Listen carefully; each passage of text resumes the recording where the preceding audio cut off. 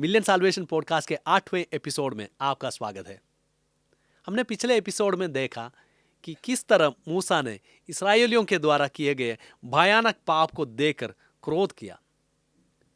जब वो पर्वत से नीचे आए तो उन्होंने देखा कि लोग सोने के बछड़े की आराधना कर रहे हैं। उसके बाद ईश्वर ने मूसा को आदेश दिया कि वह अपने निवास स्थान को शिविर के बाहर लगाए। मूसा ने ईश्वर के निर्देश के अनुसार उस तंबू को इस्राएलियों के शिविर से थोड़ी दूर पर लगाया। उस तंबू के परम पवित्र भाग में थी विधान की मंजूषा, जो ईश्वर की उपस्थिति का सबसे बड़ा प्रतीक थी। इस मंजूषा में 10 आज्ञाओं के पत्थर की पट्टिकाएं, हारून की फूली हुई लाठी और स्वर्ग से उतरा हुआ मन्ना भरा हुआ एक पात्र रखा गया था। ये वस्तुएं केवल यादगार नहीं थी, ये ईश्वर की उस जीवित उपस्थिति के चिन्ह थे जो अपने लोगों के साथ चलते थे। जब भी इस्राएली लोग यात्रा करते, वे विधान की मंजूषा को अपने साथ ले जाते। ये केवल एक मंजूषा नहीं थी, ये इस बात की चिन्ह थी कि अदृश्य ईश्वर उनके बीच उपस्थित है। जब ये मंजूषा आगे बढ़ती तो लोग उसके पीछे चलते, और जब ये ठहरती तो लोग भी ठहर जाते। यही थी उनकी उपासना और पहचान का केंद्र, उनका आस्था का हृदय। बाइबल में कई स्थानों पर हम देखते हैं कि विधान की मंजूषा के कारण महान कार्य हुए। उनमें से एक है यरीको का पतन। जब योशुआ और उसकी सेना 7 दिन तक यरीको की दीवारों के चारों ओर घूमते थे, 7वें दिन जब याजकों ने तुरही बजाई और लोगों ने चिल्लाया तो यरीको की बड़ी दीवार गिर गए। योशुआ अध्याय 6 में हम ये पढ़ सकते हैं। एक और अद्भुत घटना तब हुई जब इस्राएली लोग यरदन नदी पार कर रहे थे। जब याजक जो विधान की मंजूषा को उठा रहे थे, नदी में कदम रखे तो नदी का जल रुक गए और लोग सूखी भूमि पर पार कर गए। यह मंजूषा युद्धों में भी ईश्वर की उपस्थिति का चिन्ह बनकर जाती थी। जब लोग ईश्वर की आज्ञाओं का पालन करते तो विजय उनकी होती, लेकिन जब वे अवज्ञा करते तो यह मंजूषा भी उनका रक्षा नहीं कर पाती, क्योंकि शक्ति उस मंजूषा में नहीं बल्कि ईश्वर की उपस्थिति में थी। बाद में जब राजा दाऊद ने इस विधान की मंजूषा को यरूशलेम में लाए तो वह आनंद का महान क्षण था। दाऊद ने ईश्वर के सामने नाच कर आनंद मनाया। वह चाहता था कि ईश्वर के निवास के लिए एक स्थायी भवन बने, लेकिन एक कार्य उसके पुत्र सुलेमान ने पूरा किया।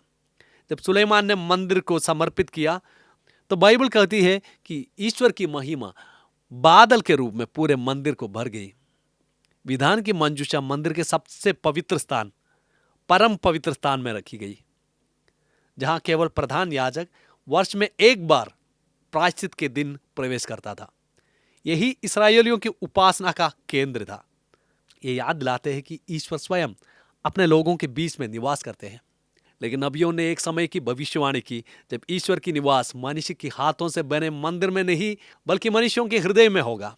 नबी यिर्मयाह कहते हैं, मैं अपना नियम उनके अभ्यंतर में रख दूंगा, मैं उसे उनके हृदय पर अंकित करूंगा, मैं उनका ईश्वर होऊंगा और वे मेरी प्रजा होंगे।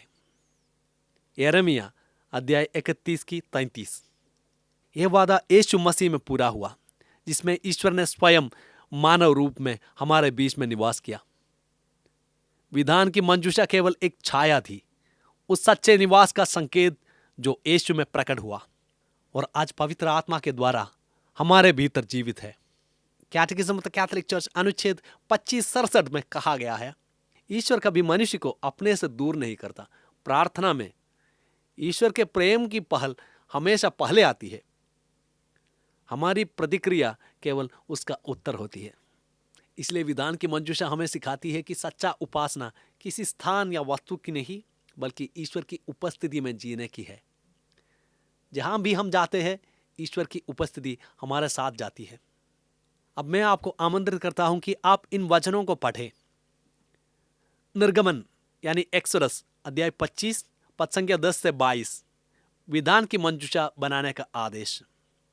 योशुआ यानी बुक ऑफ जोशुआ अध्याय 3 पद संख्या 14 से 17, यरदन नदी पार करना। योशुआ अध्याय 6 पद संख्या 1 से 20, यरीको की दीवारों को गिराना।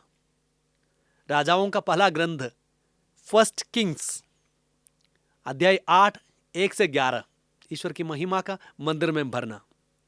नबी यिर्मयाह का ग्रंथ बुक ऑफ जेरेमाया अध्याय 31 पद संख्या 31 से 33 नए विधान का वायदा। याद रखिए, वही ईश्वर जो इस्राएलियों के बीच निवास करता था आज आपका भीतर निवास करना चाहता है। आप स्वयं पवित्र आत्मा का जीवित मंदिर है। आपका जीवन ईश्वर की उपस्थिति की विधान मंजूषा बने। हम अगले एपिसोड में मिलेंगे, तब तक ईश्वर का आशीर्वाद आप पर बना रहे। धन्यवाद।